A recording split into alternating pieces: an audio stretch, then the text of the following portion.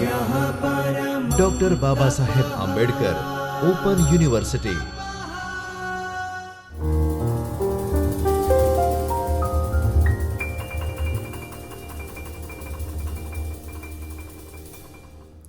નમસ્કાર વિદ્યાર્થી મિત્રો, ડૉક્ટર બાબા સાહેબ આંબેડકર ઓપન યુનિવર્સિટીના ચૈતન્ય સ્ટુડિયોમાંથી હું ડૉક્ટર અરુણા મકવાણા આપ સૌનું હાર્દિક સ્વાગત કરું છું. આજે આપણે તમારા MGT 104માં એકમ નંબર 1 ગુજરાતી આધુનિક ગુજરાતી કવિતા એ વિષય પર આપણે વાત કરવા જઈ રહ્યા છીએ. તો આપણે બધા જાણીએ છીએ કે માણસ એક સામાજિક પ્રાણી છે.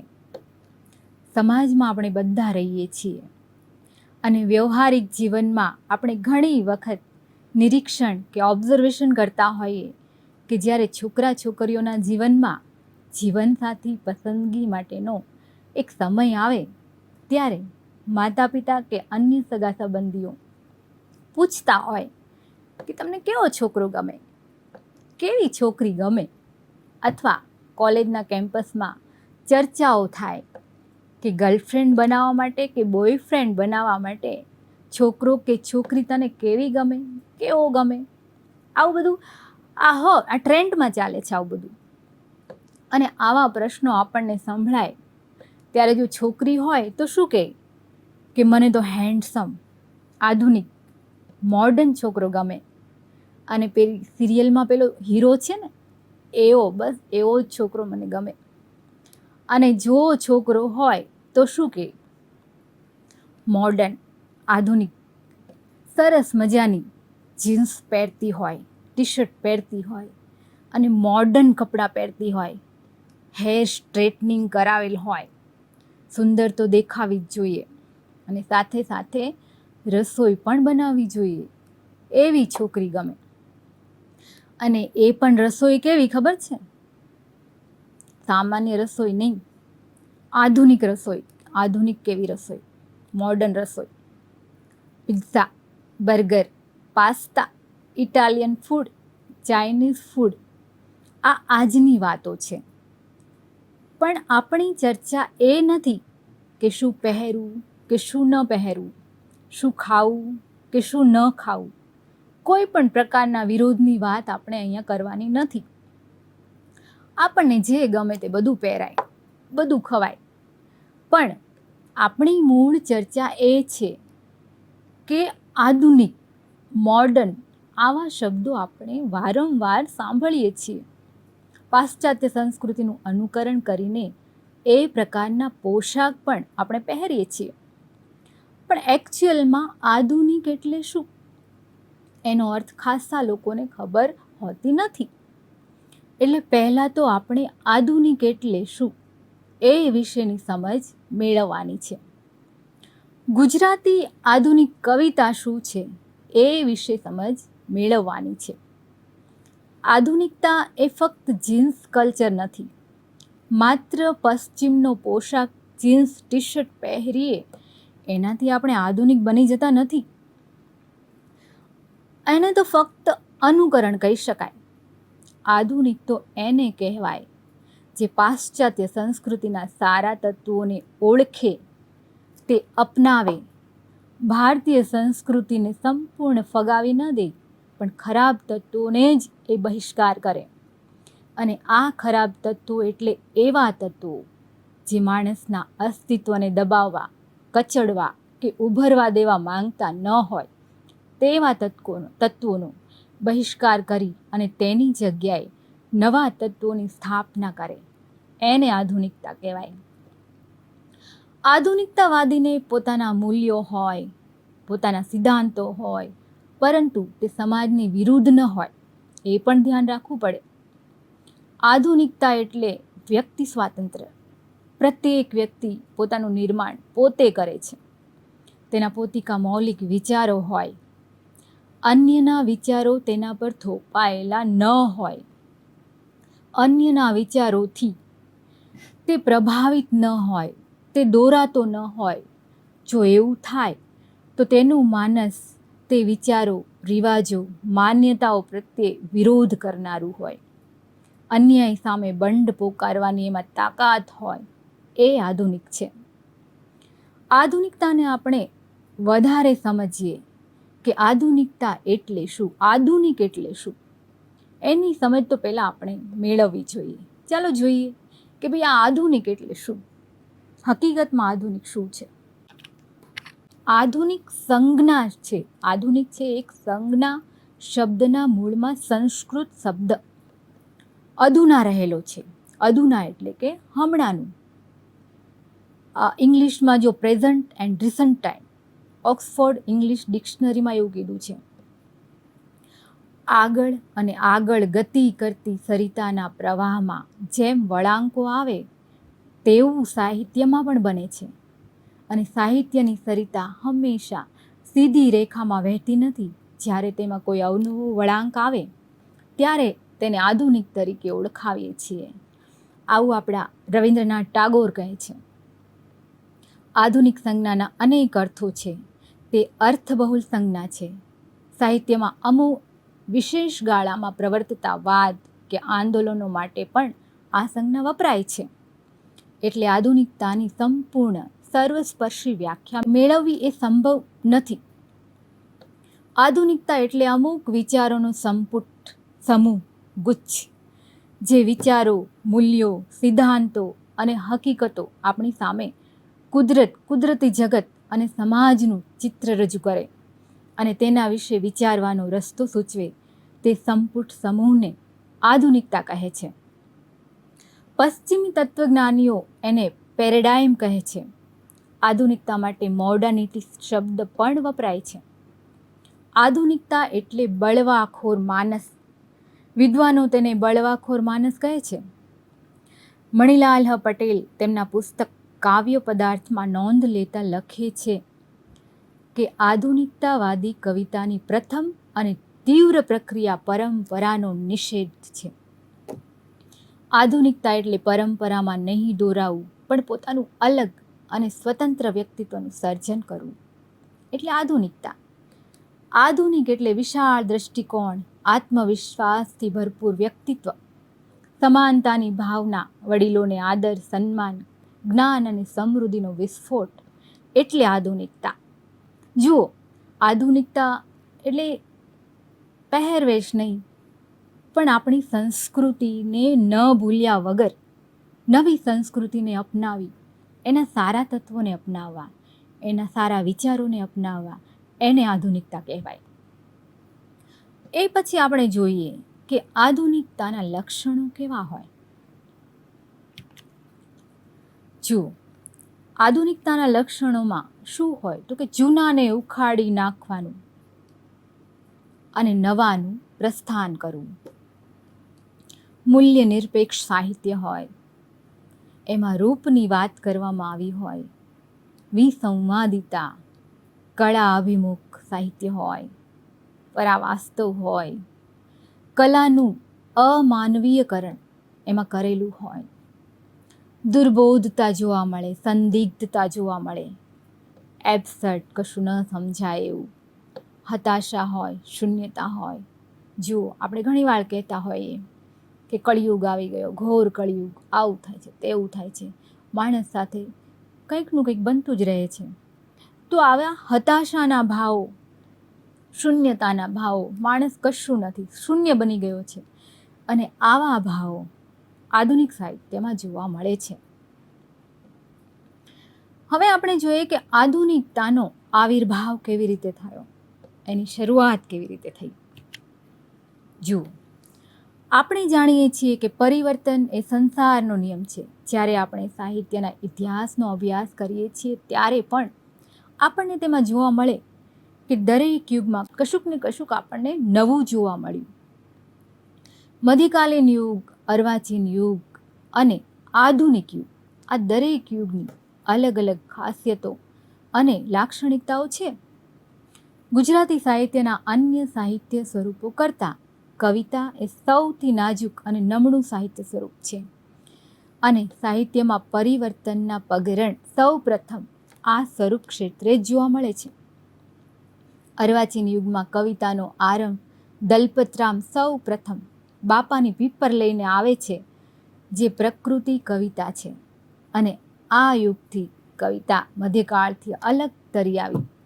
જ્ઞાન, ભક્તિ, વૈરાગ્ય જેવા વિષયોને સ્થાને પ્રણય, પ્રકૃતિ, સ્વતંત્રતા, દેશભક્તિ જેવા નવા વિષયો અને નવા સ્વરૂપોની કવિતાઓ લખાવા લાગી.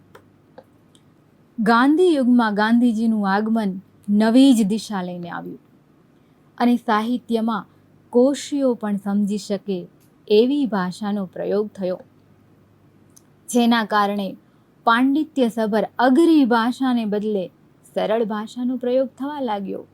જો પાંડિત્ય, અઘરાપણું, આડંબર આવું બધું ક્યારેય લાંબા ગાળા સુધી ટકતું નથી, કારણ કે આપણે બધા માણસ છીએ. અને માણસને શું ગમે? માણસને હંમેશા સરળતા ગમી છે, અને એ પછી કોઈ પણ માણસ કેમ ન હોય. અને આ સરળતાનું ભાન આપણને ગાંધીજી કરાવે છે. ત્યારબાદ આધુનિક યુગ આવે છે. આમ જોઈએ તો ફ્રેન્ચ કવિ બોદલેરની રચનાઓ પાશ્ચાત્ય સાહિત્યમાં આધુનિકતાના સૂર પ્રગટ કરે છે. જુઓ, રમેશ એમ ત્રિવેદી કહે છે કે આધુનિકતાના સાહિત્યમાં નગર જીવનનો અનુભવ અને નગર જીવનનું માનસ પ્રગટ થાય છે. એમ પણ વાત વહેતી થઈ કે આધુનિકતાનો જન્મ આધુનિક ઔદ્યોગિક નગરમાં, પેરિસમાં આધુનિક ઔદ્યોગિક નગરને કારણે થયો છે. નગર સંસ્કૃતિએ માનવ જીવનને આખું બદલી નાખ્યું. આ ખળબળતું માનવ જીવન જગતના તમામ સાહિત્યમાં ઝીલાયું. બોદલેનની કવિતામાં આનો પડઘો પડ્યો. તેઓએ દુરિતના પુષ્પો એવો કાવ્ય સંગ્રહ આપ્યો. આપણા નિરંજન ભગતે પણ તેમનો અભ્યાસ કર્યો અને એમાંથી પ્રભાવિત થઈને નગર સંસ્કૃતિના કાવ્યો એમણે લખ્યા, આપણને આપ્યા. સર્જકોની કલમે નગરનો માણસ ચિતરાયો. મનુષ્ય મુક્ત રીતે વિચરતો થયો. સ્વને ખોઈ ચૂકેલો માણસ પોતાની જાતને શોધવા લાગ્યો. ભીતર ને ભીતર એ ધકેલાતો ગયો પોતાની જાતમાં, અને એને શોધવામાં, એ પોતાની જાતને શોધવામાં મથતો ગયો. તેની સ્થિતિ એબ્સર્ડ જેવી થઈ ગઈ. એબ્સર્ડ એટલે મેં તમને આગલા લેક્ચરમાં પણ સમજાવેલું કે એબ્સર્ડ એટલે કશું ન સમજાય તેવું. એવી સ્થિતિ માણસની થઈ ગઈ. રાજકીય ઉથલ પાથલને કારણે સામાજિક પરિવેશ અને સાંસ્કારિક પરિબળોમાં પરિવર્તન આવે ત્યારે તેની અસર સર્જકની અનુભૂતિ અને સર્જન પર પડ્યા વગર રહેતી નથી. બીજા વિશ્વયુદ્ધ પછી દુનિયાની સ્થિતિ ખૂબ ભયંકર હતી. જાપાનના હિરોશીમા અને નાગાસાકી જેવા 2 શહેરો પર ફેંકાયેલા બોમ્બની અસર સમગ્ર દુનિયા પર જોવા મળી. આખી માનવજાત પર આના પડઘા પડ્યા. આધુનિક વિજ્ઞાન અને યંત્ર વિજ્ઞાનની ભીષણતા અને વિકરાળતા ઉઘાડી પડી ગઈ હતી. સમગ્ર દુનિયા વિનાશ તરફ જઈ રહી હતી અને ભારત પણ એમાંથી બચી શક્યું નહોતું. સ્વાતંત્ર્ય કાળ પછી ભયંકર કોમી હુલ્લડો ફાટી નીકળ્યા, જેને કારણે ભયાનક સ્થિતિ સર્જાઈ. ખુલ્લેઆમ કત્લેઆમ થયા. આપણા રાષ્ટ્રપિતા ગાંધીજીની પણ હત્યા થઈ. નગર સંસ્કૃતિએ માણસને સંવેદનહીન બનાવી દીધો. આધુનિકતાની ભીડમાં માણસ ખોવાઈ ગયો. ભીષણ કારમી યાતનાઓથી દુઃખી થઈ ગયો. યંત્રવાદે માણસની હિંસા વૃત્તિને ઉઘાડી પાડી.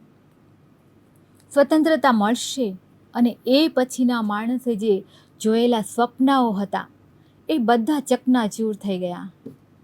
ઠેર ઠેર કોમી હુલ્લડો, ગરીબી, આતંક, શોષણ, શૂન્યતા, પરાયણપણું, એકલતા વગેરેએ માણસને સાવ શૂન્ય બનાવી દીધો, લાગણી વિહીન બનાવી દીધો.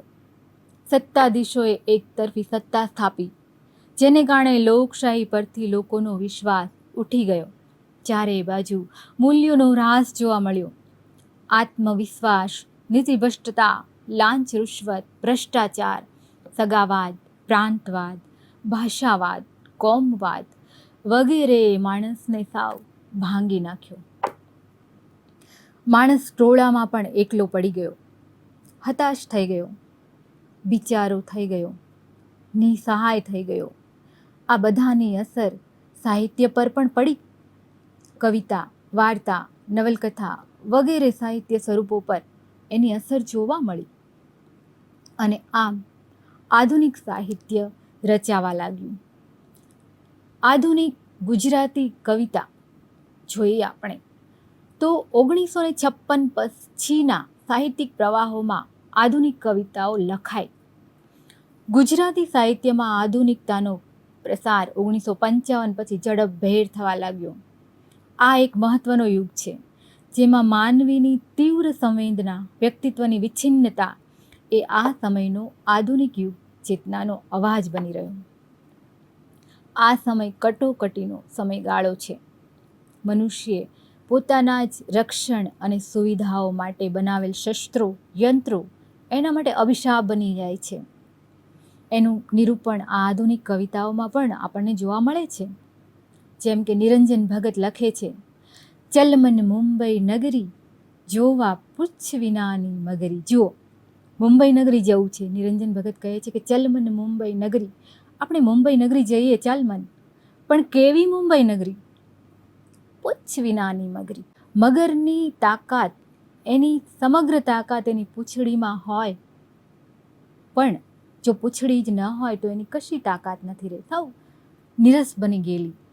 તો એવી જ રીતે એનું ઉદાહરણ આપીને નિરંજન ભગત કહે, ચલમન મુંબઈ નગરી જોવા પૂછવી નાની નગરી. મુંબઈ નગરી પણ એવી જ છે, એનામાં હવે તાકાત નથી રહી.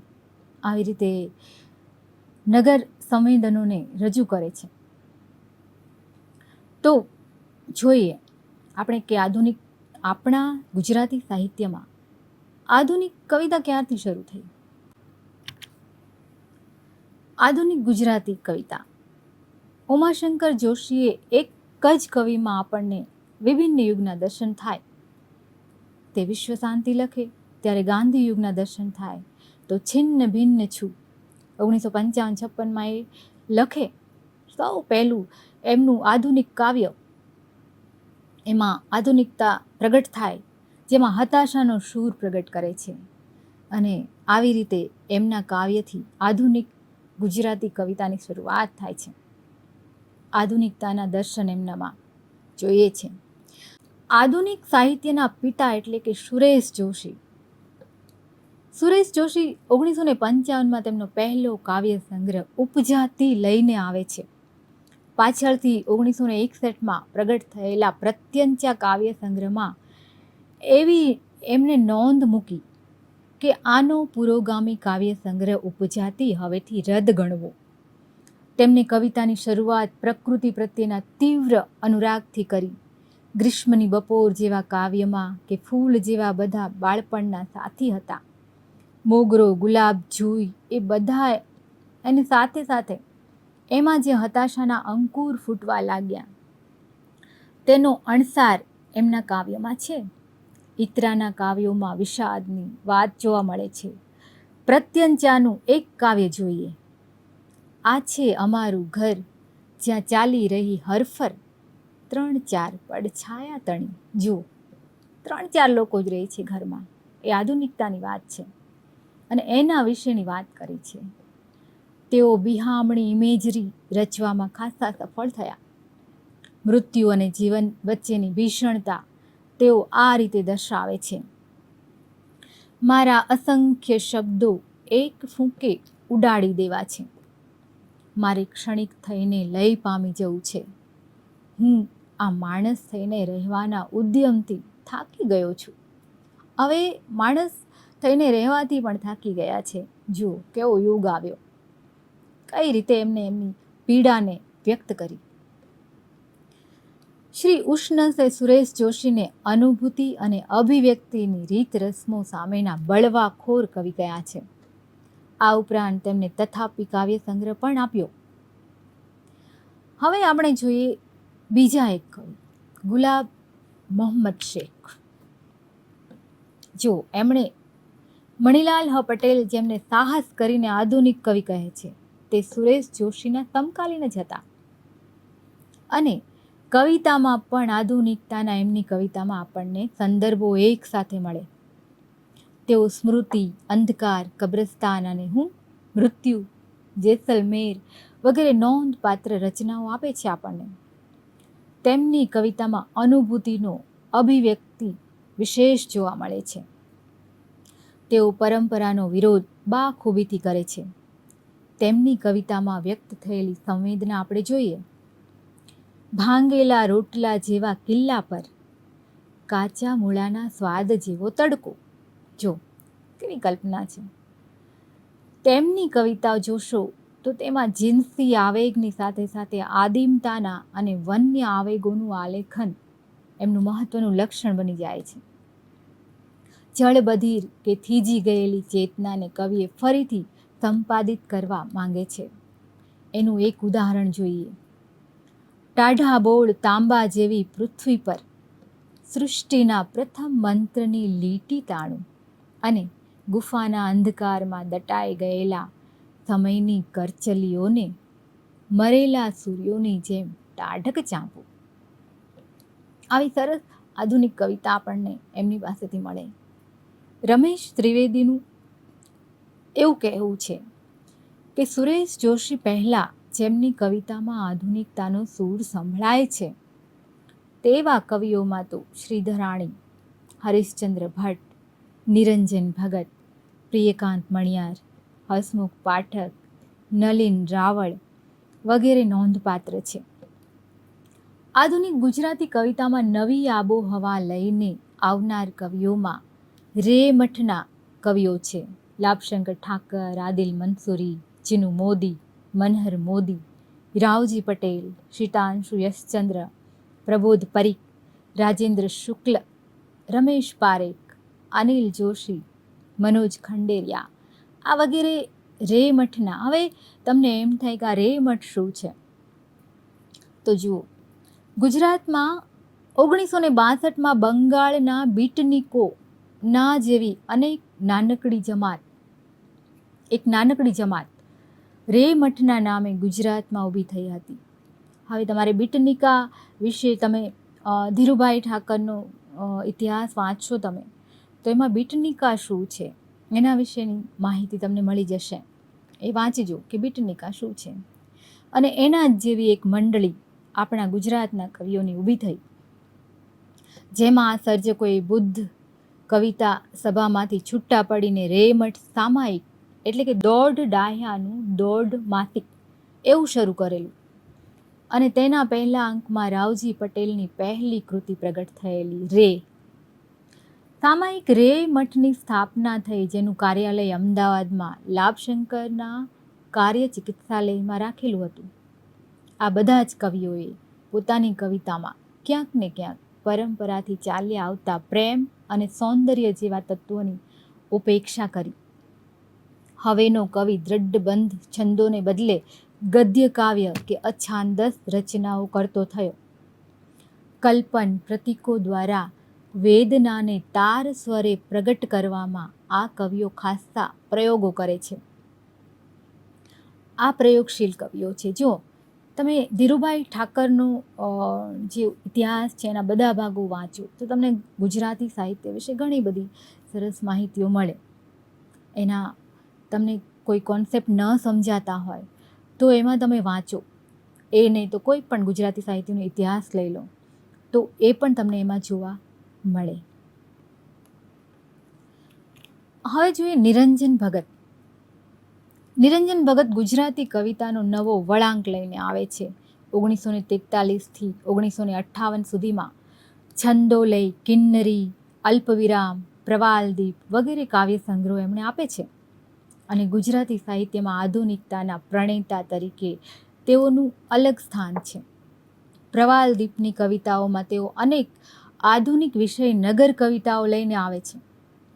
આધુનિક પ્રતીકો, કલ્પનોથી કવિતાઓને શણગારી અને પરંપરાગત સંસ્કૃત અક્ષરમેળ છંદમાં તેને લયબદ્ધ કરે છે અને ગુજરાતી સાહિત્યમાં એક નવો જ પંથ કંડારે છે.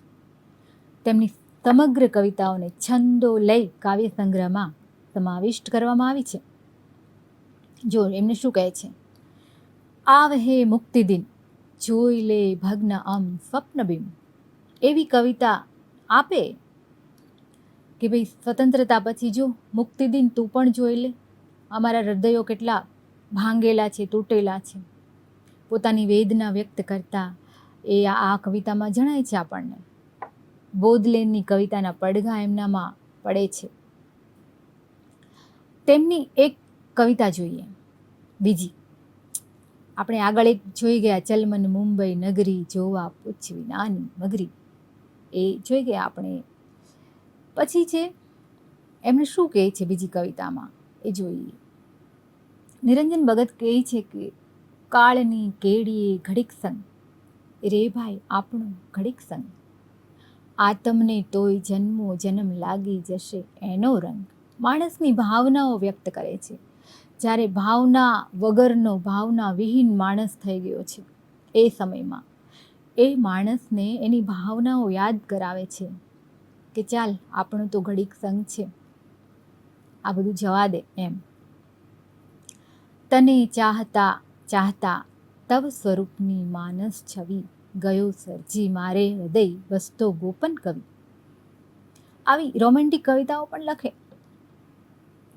પછી જોઈએ આપણે લાભશંકર ઠાકર, આધુનિકતાના અવનવા શિખરો સર કરનાર લાભશંકર ઠાકર પાસેથી આધુનિક કવિતાઓ મળે છે.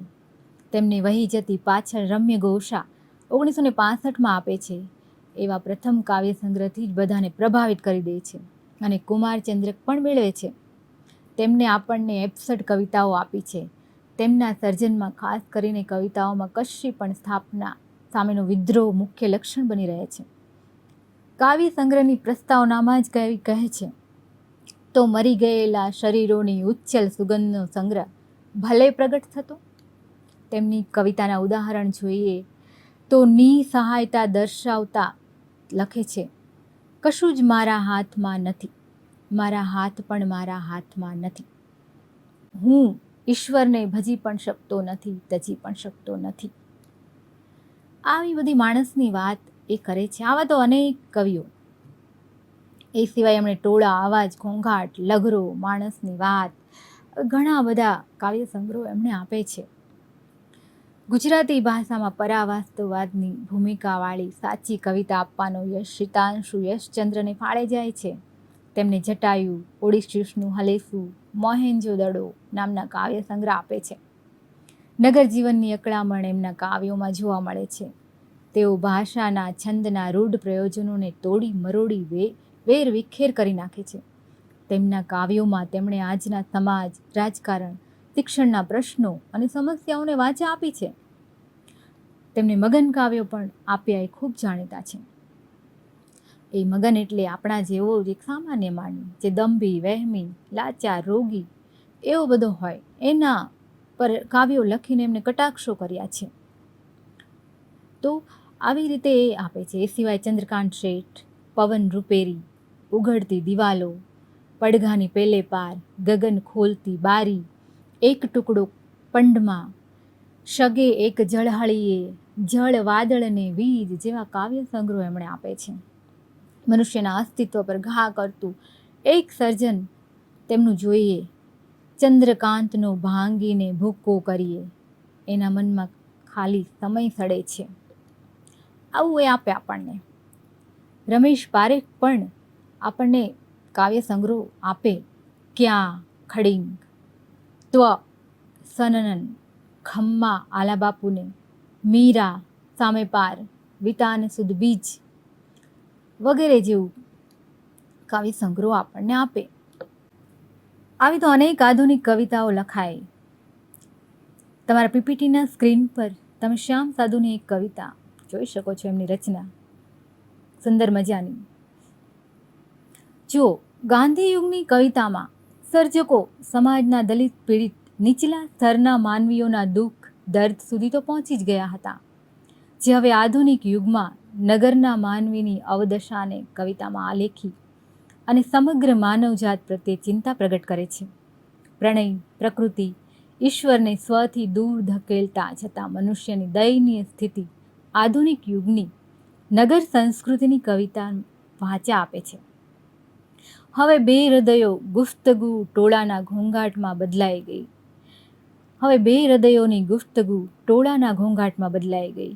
વિશ્વાસ અને શ્રદ્ધાના ઓથાર વગર પ્રકૃતિના અઢળક રંગોને તજીને આજનો માનવી અંધકારના ઓથારમાં જીવી રહ્યો છે, ભટકી રહ્યો છે. આપણે આધુનિક કવિતાઓ જોઈશું તો આપણને ખ્યાલ આવશે કે માણસની કોઈને કોઈ સ્થિતિ નજરે ચડે છે. આવી કવિતાના કેન્દ્રમાં નગરનો માણસ રહ્યો છે. પ્રણય, પ્રકૃતિ, ઈશ્વર પ્રત્યેના બદલાયેલા ભાવ આ કવિતામાં જોવા મળે છે. આધુનિક યુગની કવિતામાં કવિઓનું વિદ્રોહી વલણ જોવા મળે છે. ગુજરાતી સાહિત્યની તો કંઈક મજા જ અલગ છે. એમાં બધું હોય, બધા રસો હોય, અહમ હોય, આડંબર હોય, સંબંધોના તાણાવાણા હોય, તીવ્ર લાગણીઓની અનુભૂતિ હોય, આક્રોશ હોય, એબ્સર્ટ મનોભાવ હોય અને અંતે જ્યાં બધું જ સ્થિર થઈ અને ઊભું રહી જાય તે મૃત્યુ તરફ લઈ જતો શાંત રસ અને વિલીનતાનો ભાવ પણ એમાં હોય. આપણને રાવજી પટેલ જેવા સર્જકોમાં જોવા મળે એવા ભાવો. રમેશ પારેખ પણ મૃત્યુ એક સરરિયલ અનુભવ એવું ખૂબ જાણીતું કાવ્ય આપે. જુઓ, સાહિત્ય એ તો દરિયો છે. એના વિશે જેટલું વાંચો એટલું ઓછું જ છે. જેટલું જાણો તેટલું ઓછું જ પડે. અને વળી જે કંઈ નવું આપણે વાંચીએ એમાં કશુંક ને કશુંક આપણને નવું જાણવા મળે, જોવા મળે. તો આજના આ ટોપિક આધુનિક ગુજરાતી કવિતા વિશે તમારે વધારે જો માહિતીઓ ભેગી કરવાની અને પરીક્ષા લક્ષીઓ તૈયારીઓ કરવાની હોય તો ઘણા બધા પુસ્તકો વાંચો, લાઇબ્રેરીમાં જાઓ, ગૂગલમાં પણ ઘણી બધી માહિતીઓ મળી જશે. તો અહીં સુધી હું મારી વાણીને વિરામ આપું છું. હવે આપણે ફરીથી મળીશું કોઈ નવા ટોપિક સાથે, બીજા નવા ટોપિક સાથે. स्वाध्यायः